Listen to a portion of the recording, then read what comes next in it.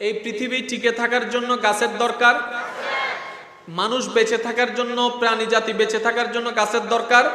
কারণ গাছ না থাকলে অক্সিজেন তাহলে মানুষ বাঁচার জন্য অক্সিজেনের দরকার, অক্সিজেন আসে গাছ থেকে, সুতরাং গাছের দরকার। কোন ধর্ম গাছের কথা বলেছে কিনা আমাদের জানা নাই, কিন্তু আমাদের নবী রাহমাতুল লিল আলামিন বলেন, হে আমার উম্মতেরা, যদি তুমি জানতে পারো কোনোভাবে আগামীকাল কিয়ামত হবে, তোমার কাছে একটা দিন সময় আছে, তুমি এই সময়টার মধ্যে একটা গাছ রোপণ করে দাও। আর একটু জোরে। তাহলে গাছ রোপণের কথাও ইসলামে। শিক্ষিত সমাজের যুবক ভাইরা ভালো করে জানে, বর্তমান সারা বিশ্বের সবচাইতে বড় একটা মারাত্মক সমস্যার নাম হচ্ছে গ্লোবাল ওয়ার্মিং। এটা এইভাবে বুঝবেন, আমাদের বাংলাদেশে আগে 6 ঋতু ছিল। কয় ঋতু?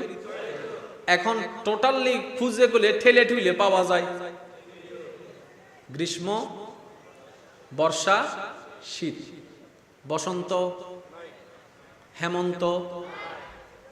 এগুলা হয় কেন? ওই গ্লোবাল ওয়ার্মিং এর কারণে।